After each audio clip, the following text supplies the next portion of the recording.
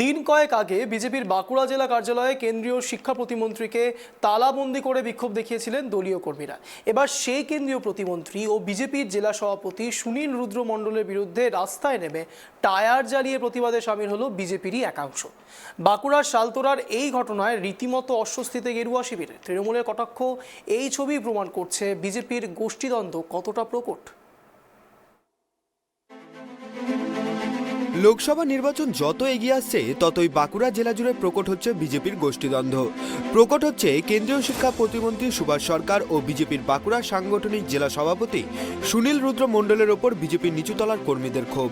দল ও সংগঠন চালনার ক্ষেত্রে সুভাষ সরকার ও সুনীল রুদ্র মণ্ডল একনায়কতন্ত্র চালাচ্ছেন এই অভিযোগ তুলে সপ্তাহ দুয়েক আগে কেন্দ্রীয় শিক্ষা প্রতিমন্ত্রীকে দলের বাঁকুড়া জেলা কার্যালয়ে তালাবন্দি করে বিক্ষোভ দেখান দলের কর্মীদের একাংশ। হেনস্থা করা হয় দলের জেলা সভাপতি সুনীল রুদ্র মণ্ডলকেও। এবার শালতোরায় কেন্দ্রীয় মন্ত্রী তথা এলাকার বিজেপি সাংসদ সুভাষ সরকার ও বিজেপির জেলা সভাপতি সুনীল রুদ্র মণ্ডলের বিরুদ্ধে শালতোরায় পথে নামলেন বিজেপি কর্মীদের একাংশ। আজ দুপুরে শালতোরা লেদ মোড়ে রীতিমতো রাস্তার পাশে টায়ার জ্বালিয়ে বিক্ষোভ দেখানো হয়। স্লোগান ওঠে সুভাষ সরকার ও সুনীল রুদ্র মণ্ডল মুর্দাবাদ। বিক্ষোভকারী বিজেপি কর্মীদের দাবি, সদ্য শেষ হওয়া গ্রাম পঞ্চায়েত নির্বাচনে শালতোরা ব্লকে বুক চিতিয়ে লড়াই করেছেন বিজেপি কর্মীরা। সেজন্য বারংবার শাসক দলের হাতে তাদের আক্রান্ত হতে হয়েছে। এই পরিস্থিতিতে এলাকার বিজেপি বিধায়ক চন্দনা বাউরিকে তারা পাশে পেলেও পাশে পাননি এলাকার সাংসদ তথা কেন্দ্রীয় মন্ত্রী সুভাষ সরকারকে। অভিযোগ এখানেই শেষ নয়। বিজেপি কর্মীদের দাবি, মণ্ডল সভাপতি সহ সাংগঠনিক বিভিন্ন পদে রদবদলের ক্ষেত্রে সুভাষ সরকার ও সুনীল রুদ্র মণ্ডল দলের স্থানীয় কর্মীদের মতামতকে গুরুত্ব দেননি। নিজেরা ঠান্ডা ঘরে বসে নিজেদের কাছের লোকদের দলীয় পদ পাইয়ে দিয়েছেন। অবিলম্বে দলের সংগঠনকে নিয়ে এভাবে ছিনিমিনি খেলা বন্ধ না হলে জেলা জুড়ে আন্দোলন আরও তীব্রতর করার হুঁশিয়ারি দিয়েছে বিজেপির বিক্ষোভকারী কর্মীরা। টায়ার জ্বালিয়ে বিক্ষোভ করলাম বিগত পঞ্চায়েত নির্বাচনে। আমাদের বিগত পঞ্চায়েত নির্বাচন থেকে এখন পর্যন্ত কোনোরূপভাবে জেলা নেতৃত্ব এবং আমাদের যে সাংসদ কোনো খোঁজখবর নেয়নি। আমাদের লোক আহত হয়েছে, আমাদের গাড়ি জিনিসপত্র সব ভাঙচুর হয়েছে। সেই কারণেই আমরা আজকে টায়ার জ্বালিয়ে এবং গণ আন্দোলনের মাধ্যমে আমরা বিক্ষোভ জানালাম। আপনাদের যে গাড়ি ভাঙচুর হয়েছিল বা আপনারা যে আক্রান্ত হয়েছিলেন, তারপরে কি সুভাষ সরকার বা জেলা নেতৃত্ব আপনাদের পাশে এসে দাঁড়িয়েছিল? না, তা এখনো পর্যন্ত কোনো দিন এসে পাশে দাঁড়ায়নি। ভবিষ্যতে আপনারা কি করবেন মনে করছেন? ভবিষ্যতে আমরা এই যে আন্দোলন আমরা শালতোরা ব্লক জুড়ে করলাম, এটা জেলা জুড়ে করব। শুধু সুভাষ সরকার না, এখন যা বাঁকুড়ার সাংগঠনিক সিস্টেম আজ বিগত কয়েক বছর ধরেই যা দেখছি, তাতে করে সুভাষ সরকারই শেষ কথা। যদি সংগঠনে রদবদল করতে হয় তাহলে আমরা মনে করি আমাদের এলাকার সাংসদকেই বদল করতে হবে, নইলে সাংগঠনিক কোনো রদবদল হবে না। কেননা আমাদের এই যে মণ্ডল সভাপতি নির্বাচন হয়েছে, এই মণ্ডল 1 মণ্ডল 2 এর অনেক কর্মী, এখানে শতাধিক কর্মী উপস্থিত আছে। তাদেরকে আপনি জিজ্ঞাসা করে দেখুন, তারা কেউ ওই মণ্ডল সভাপতিকে চিনেন কি চিনেন না।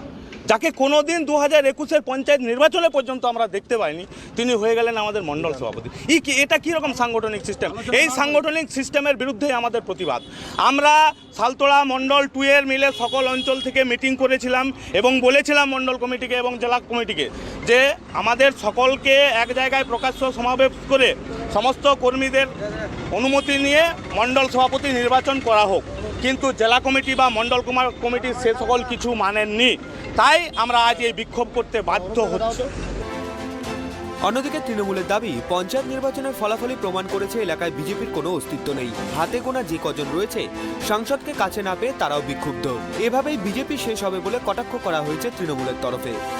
দেখুন, এটা আমাদের বিষয় নয়, তবু আমি বলতে বাধ্য হচ্ছি, এলাকার যে উন্নয়নের খামতি রয়েছে, ওদের তরফ থেকে এমপি ফান্ডের যে টাকা তারা কোনো জায়গায় খরচ করতে পারেননি, এলাকার মানুষের পাশে দাঁড়াতে পারেননি এবং ওদের যে কর্মীরা রয়েছে তাদের পাশে দাঁড়াতে পারেননি। তাহলে আমাদের পাশে দাঁড়াবে কী করে, সাধারণ মানুষের পাশে দাঁড়াবে কী করে? এবং যে ঘাটতিগুলো ওদের রয়েছে, আমি সেগুলো প্রত্যেকটি মানুষকেই বলেছিলাম, সিপিএম বলুন, বিজেপি বলুন, প্রত্যেকটি মানুষকে, যারা বিরোধী ছিলেন তাদেরকে আমি বলেছিলাম যে তোমরা সকলেই নির্বাচনে, গত পঞ্চায়েত নির্বাচনের আগে প্রত্যেকটি দলকে আমি নমিনেশন করার জন্য সুস্থভাবে, শান্তিভাবে প্রশাসনকে সচক্ষে রেখে এবং আমাদের দলের ছেলেদেরকে সচক্ষে রেখেই নমিনেশন করার জন্য আমরা সকলকে আবেদন করেছিলাম। তারা সকলেই করেছে, শান্তিভাবে ভোট হয়েছে।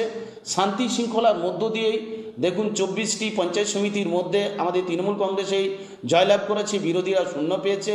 122টি গ্রাম পঞ্চায়েতের যে সদস্য রয়েছে তার মধ্যে 111টি তৃণমূল কংগ্রেস এবং বাকিরা বিরোধীরা 11টি পেয়েছে।